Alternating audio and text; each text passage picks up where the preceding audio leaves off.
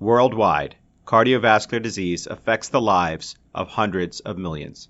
Dedicated cardio nerds everywhere are working hard to fight this global epidemic. These are their stories.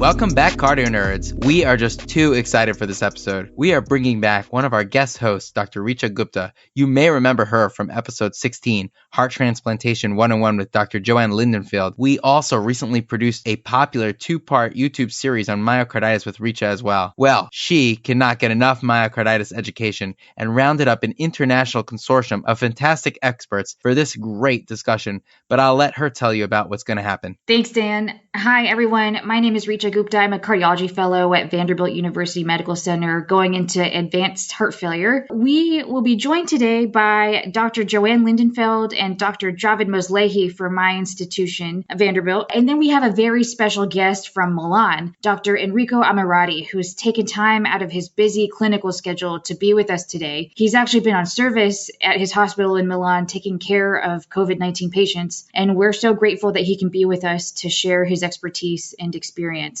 With the advent of COVID-19, there have been case reports of COVID-19 myocarditis treated with steroids, IVIG, and immunosuppression. The incidence is really not known, but there's an increasing number of case reports and anecdotes of clinical presentations of COVID-19 infected patients with what we clinically suspect to be acute myocarditis, patients who come in with STEMI or NSTEMI mimics, reduced EF, wall motion abnormality, or abnormal EKGs. And on cath, they aren't found to have a culprit lesion to explain their presentation. And so there's been a lot of discussion and questions among the cardiology community about how to distinguish this entity from other mechanisms of myocardial injury and treat it. And so in this interview, we'll take a step back and review what we know about myocarditis in general, and then we'll discuss myocarditis in the context of COVID-19. Lastly, because we have 2 transplant cardiologists with us, we will touch a bit on how the pandemic is affecting transplant programs. Wow, Richa, you are blowing my mind as usual. I'm just still totally amazed by how you were able to coordinate this discussion with so many phenomenal experts. And really, this episode for me is just a great example of how the COVID era is bringing people together in so many special ways. Here, for this episode, we feature 3 leading experts with 3 dedicated cardio nerds from 4 different institutions across 2 countries. Can't wait to dive into this one. Friends,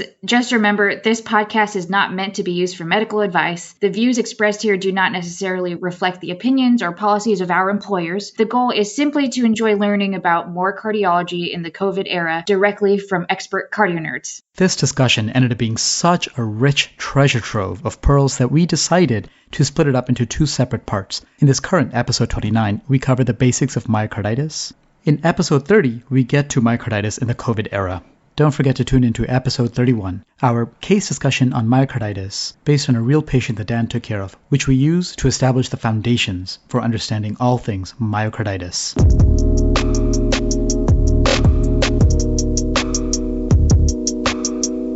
Hey cardio nerds, we are so excited for the discussion that's about to unfold. But first, let's introduce you to our expert guests. Dr. Enrico Ammirati is an assistant professor of cardiology and advanced heart failure and transplant cardiologist in Milan, Italy at the Niguarda Hospital with a special research interest and expertise in acute myocarditis and acute heart failure. He is a fellow of the European Society of Cardiology and has won numerous awards. He has also published incredibly important work on the distinction between fulminant and non-fulminant myocarditis and the prognostic implications of histologic subtypes. His research interests also include the role of adaptive immunity in heart transplantation and atherosclerosis, and he is the author of well over 100 peer-reviewed publications. Dr. JoAnn Lindenfeld is a professor of medicine and the director of the Advanced Heart Failure and Transplant Cardiology Division at the Vanderbilt Heart and Vascular Institute. She's the past president of the Heart Failure Society of America, serves on editorial boards for numerous journals, including JACC, JACC Heart Failure, and Journal of Heart-Lung Transplant. She's a member of the AHA, ACC, HFSA Heart Failure Guideline Writing Committee, was previously chair of the HFSA Practice Guidelines for the 2006 and 2010 guidelines. In addition, she's been an investigator in a number of large-scale clinical trials, including the COAPT trial. And most importantly for me,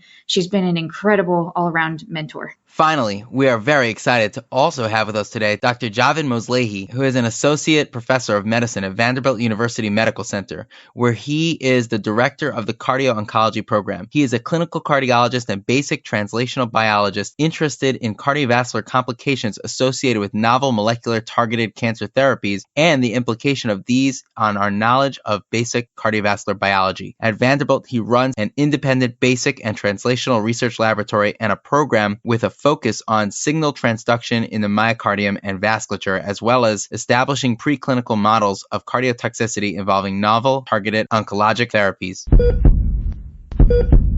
All right, Richa, it's all you. Okay. Well, Dr. Ammirati, Dr. Lindenfeld, and Dr. Moslehi, I wanted to thank you all so much again for taking the time out of your busy schedule to speak with us today. Dr. Lindenfeld and Dr. Moslehi, I wanted to start with a question for you two. So we're about to get into a broad overview of myocarditis in general and with respect to COVID-19 specifically in this interview. Before we dive in, can you tell us a little bit about the study that you two are organizing to look at myocardial tissue samples in COVID-19 patients? Javid, why don't you go ahead, because you started this with the immune checkpoint inhibitors. Yeah, so we are, as a group, fundamentally interested in using novel immunological technologies to assess the cardiovascular inflammatory characteristics of myocarditis. We have a lot of new technologies that have been developed by our oncology colleagues and immunology colleagues to better classify myocarditis. And so we're interested in the potential for COVID-19 to be associated with myocarditis in certain cases. And we're better interested in characterizing these. So we have started in collaboration with Dr. Lindenfeld, gathering autopsy and biopsy cases from COVID-19 patients to better understand what the mechanism of myocardial injury is, whether this is true myocarditis in the classic sense of the word, and we'll get into what that is momentarily, or whether this is the mechanism of myocardial injury may be very different. To do this, we'll use a lot of novel technologies, including looking specifically at immunological subpopulations, looking to assess whether the myocyte and or other cells are infected with the virus itself, and using a lot of other technologies. We can get fresh tissue, for example, doing techniques like mass cytometry, CyTOF, to better understand the specific immune populations that may be involved in this process. Again, this is all an if, provided that COVID-19 cardiovascular issues fall into classic myocarditis paradigms. And we'll discuss that momentarily as to what that is. Thank you for going over that, Dr. Moslehi. And I want to reiterate that Dr. Lindenfeld, Dr. Moslehi, Dr. Ammirati, this is such a great opportunity for all of us to learn from you. I can't think of a better group of individuals to discuss myocarditis. And before we get started, Dr. Lindenfeld, I have one key question for you. What is myocarditis? Well, myocarditis is an inflammatory disease of the myocardium. And then we can go on as we talk about how to make the diagnosis. Established myocarditis is usually demonstrated by a positive biopsy or autopsy specimen. And then there's a whole range of definitions for suspected myocarditis. It really seems that there are a lot of different ways to classify myocarditis. And Dr. Ammirati, you've done a lot of work in this already. I think you know the most about this. How do you classify myocarditis? There is a practical approach, a clinical approach, and in my view can be divided based on the expected prognosis. So we can divide the uncomplicated presentation, patients with the presentation without what we call the presence of a left ventricular ejection fraction below 50% on first echo, or without presence of ventricular arrhythmias or presence of symptoms of heart failure, or presence of fulminant presentation, that means hemodynamical instability. All these features can characterize a complicated presentation. So we have shown in the so-called Lombardy registry that has been published in 2018 in Circulation that complicated presentation has a by far worse prognosis than a patient with uncomplicated presentation. This is true, of course, for acute myocarditis. So that means for an acute episodes in patients that are without previous history of heart failure or known cardiomyopathy. Of course, that means that all these patients had symptoms within 1 month. Then there is another kind of consideration that is related to the time. So when is the onset of the symptoms? So we can divide the patient with inflammatory cardiomyopathies, that is still a form of myocarditis, comparing with the patient with acute myocarditis. Then we have a difference based on the etiology. And so we have the most common form that is induced by viruses, but another common form are the myocarditis that are associated with immune disorders or associated with drugs, in particular, for instance, the new immune checkpoints inhibitors. And then we can have also other forms, for instance, allergic forms. Then finally, we have, if we perform an endomyocardial biopsy or we have a postmortem examination, then we can divide the myocarditis based on the type of inflammatory cells. So we have a giant cell myocarditis that are also the forms with the worst prognosis, eosinophilic myocarditis, lymphocytic myocarditis, that is the most common form that is typically associated with virus infection or with immune checkpoints inhibitors.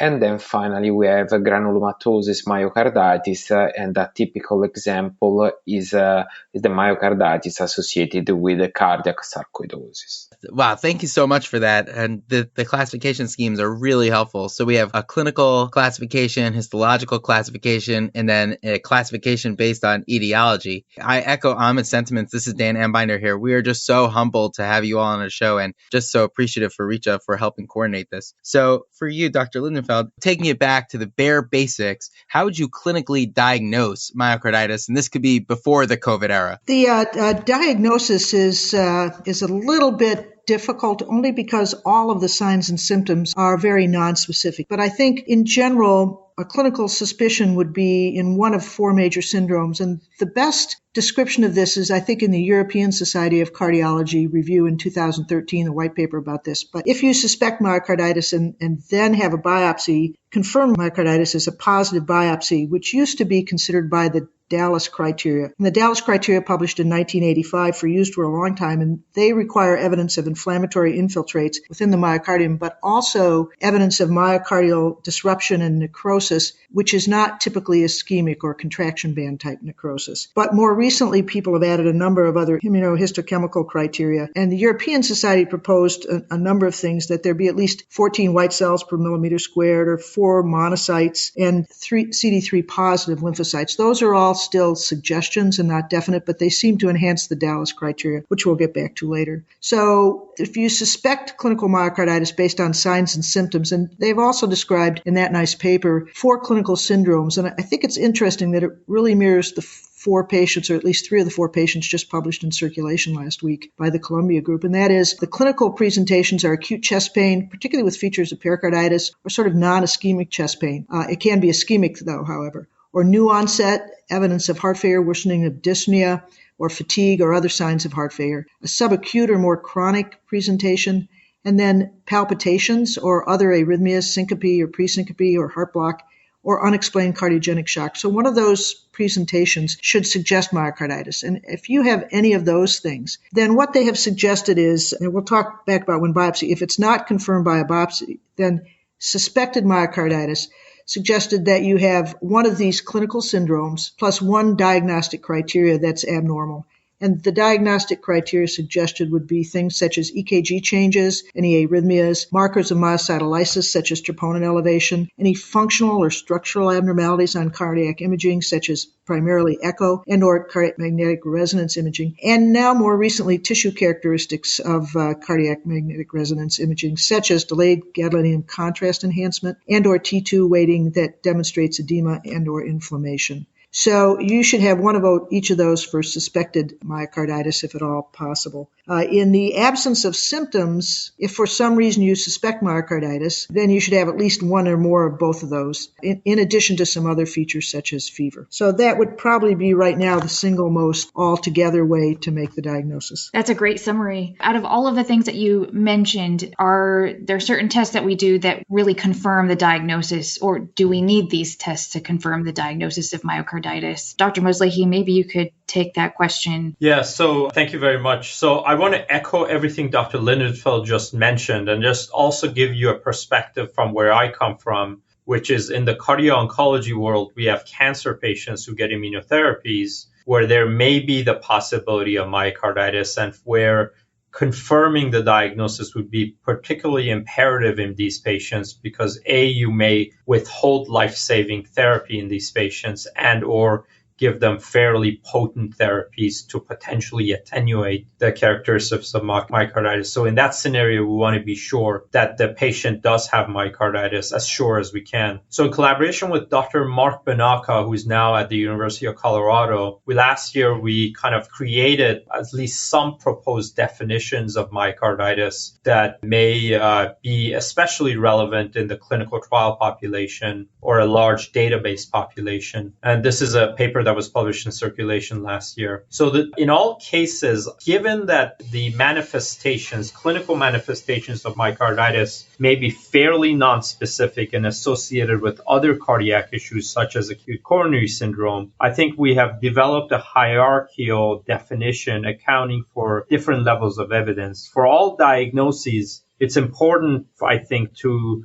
exclude things like acute coronary syndrome. In addition, for definite myocarditis, I think we have to take a multi-pronged approach where either you have the syndrome, clinical characteristics, potential EKG changes, but also other things, and that includes possibly pathology, which is what we consider gold standard, diagnostic cardiac MRI, which Dr. Lindenfeld just went over, as well as potentially other imaging modalities if the other two cannot be obtained to feel confident that the patient has myocarditis. So I think if I could say one thing, it's important to rule out other causes of myocarditis, but it's also important to take a multi-pronged approach and not just use one technique, be it imaging or pathology, to speak for all forms of myocarditis. That makes a lot of sense. So if I could just sort of summarize what you said. So in certain types of myocarditis, biopsy plays a huge role in making sure that, we're not calling myocarditis something else. For instance, another mimic like acute coronary syndrome or some sort of other cardiotoxicity that's mimicking the myocarditis. And it seems that the pathology can really dictate therapy. So biopsy seems to be really important. And then, like you said, just multimodality diagnosis using imaging to cardiac MRI and then the whole syndrome. One question that a lot of people have is,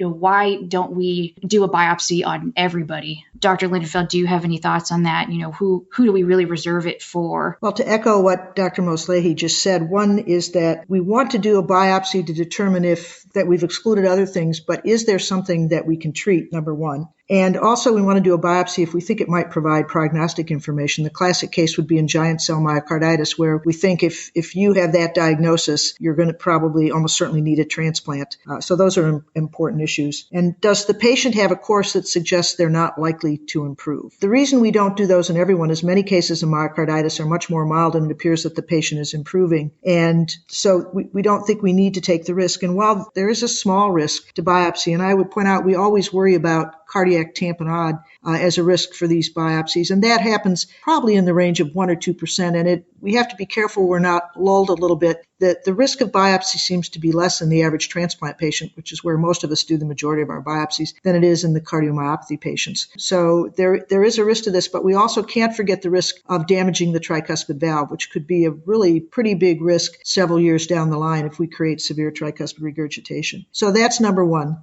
Number two is that the biopsies themselves are not very sensitive. Even when we get 3 or 4 pieces of tissue, good pieces of tissue, the sensitivity of that is poor, any given disease. So the biopsies are often not positive. So when you take a fairly low risk group, it may not be helpful to do biopsies in those patients. So those would be the major reasons, I think. Yeah, may I add a comment? We have we perform quite a large number of endomyocardial biopsy within the patients with left ventricle ejection fraction between 50 to 40% and with positive cardiac magnetic resonance. But at the end, in this patient, we have a right ventricular approach to biopsy, but the proportion of positive case is quite low. So there is no real improvement. And also the fact that we can find some macrophages or few lymphocytes, we don't really know if it's specific enough to say that this is a specific subtype of myocarditis, or if it can really guide the therapy. At the end, probably in this group of patients, cardiac magnetic resonance is still more useful because we have a full overview of the involvement of the heart. But when you have heart failure symptoms, ventricular tachycardia, or a very reduced ejection fraction, I believe that endomyocardial biopsy is very important and can be by far more accurate and more sensitive than in patients with mild left ventricular systolic dysfunction. Completely agree. And I think the one other issue is that we know from the myocarditis treatment trial that across a broad spectrum of pathologists, there's a marked variation in reading these biopsies. In all the criteria for the biopsies, there's a pretty big variation. Even in giant cell biopsies, there was a fairly good variation. So that's another issue with endomyocardial biopsy. Fully agree. As for this reason, I prefer the US perspective comparing with the European perspective. That, in my view, it simplifies some issues, saying that adding some immunohistochemistry can increase accuracy, but at the end, in my view, you can increase sensitivity, but you can lose specificity, as we can have cardiomyopathy or even dilated cardiomyopathy with presence of macrophages, and at the end you are not sure that is a inflammatory cardiomyopathy or is a common findings that you can have in case of dilated cardiomyopathy. Exactly right. I see. So from what I'm hearing, it sounds like MRI can kind of give you a global assessment of inflammation, and we can sort of use the Lake-Louise criteria to say whether or not myocarditis is present. Histology can be helpful, but might be lower yield if we happen to not be biopsying the area that actually has disease in it. And then sometimes it sounds like we just don't know what to do with the biopsy result, depending on sort of what the cell milieu is. Dr. Ammirati, could you speak a little bit about the different forms of myocarditis? And I wanted to sort of switch gears to talking about fulminant myocarditis. So what are the major causes of fulminant myocarditis and the features that distinguish them? Recently, we revised in an international registry, including more than 200 patients, the outcome of fulminant myocarditis. So the first point was that comparing to what was known before, the need for heart transplant or the rate of death at 60 days after admission, the rate of a heart transplant and death is around 30%. So the outcome is quite dismal. And what we have seen is that there is a significant difference, as expected, between patients presenting with a fulminant myocarditis caused by a giant cell myocarditis comparing with lymphocytic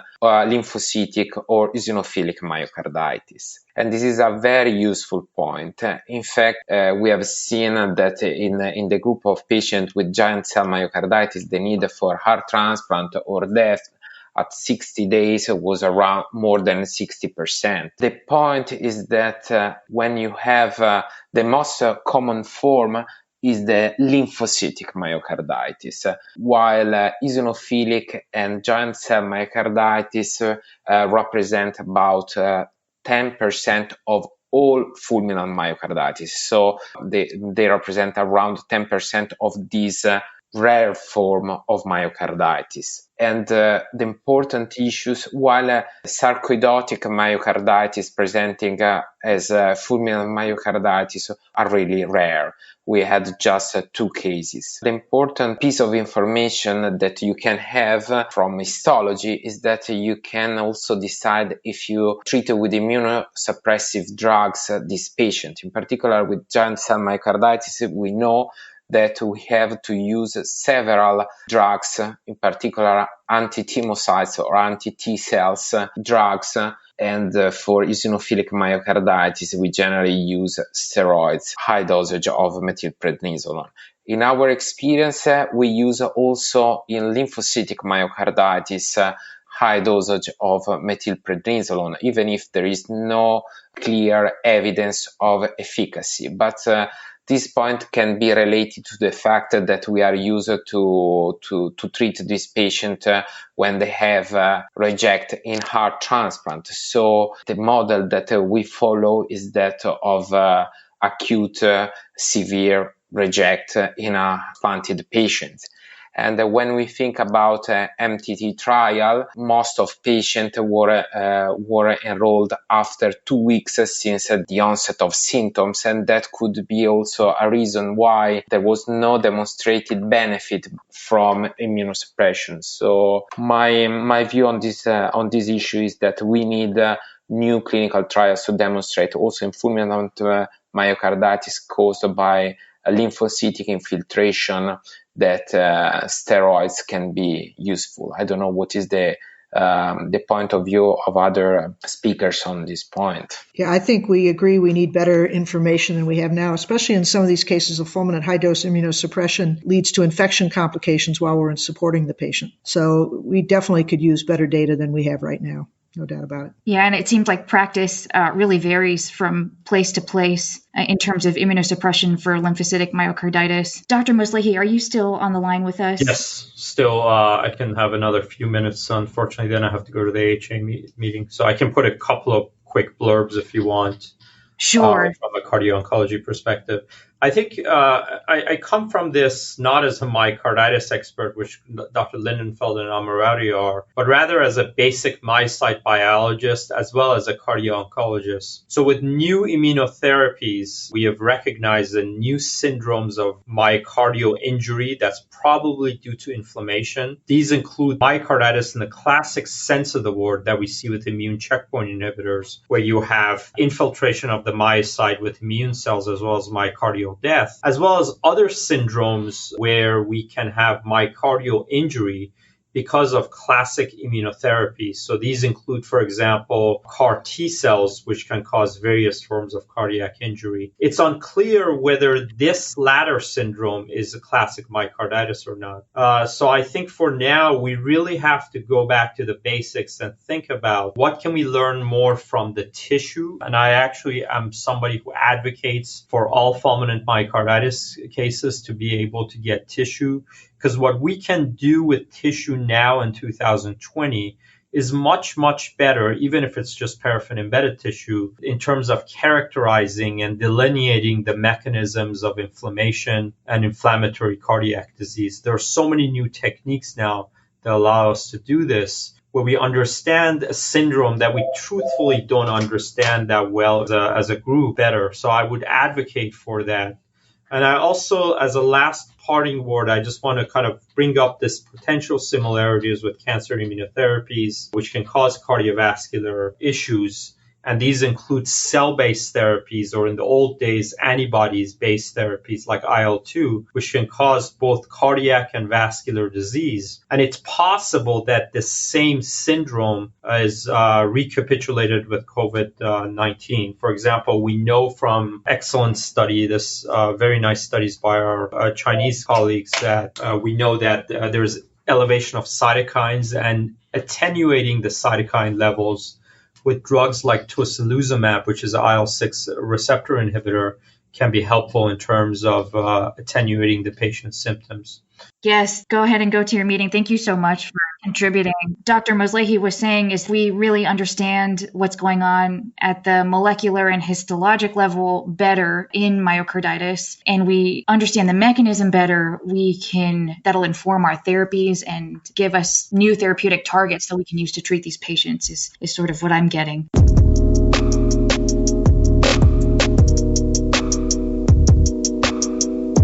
Well, that brings us to the end of our show, so it's time to make like an S2 and split. You can follow us on Twitter at CardioNerds.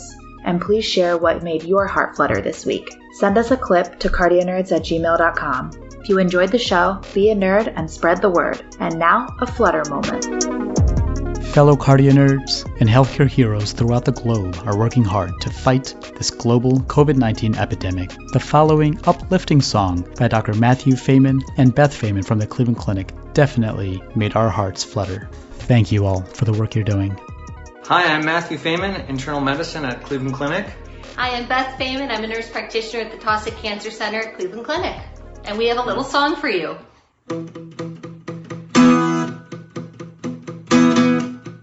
I don't mind you coming here and saving all those lives. You're all superheroes, working the front lines, yeah. You're all superheroes, putting lives on the line. Stay safe, stay healthy. Thank you, you're just what we need. You're all doing an amazing job out there. Stay safe and God bless. Bye. Bye.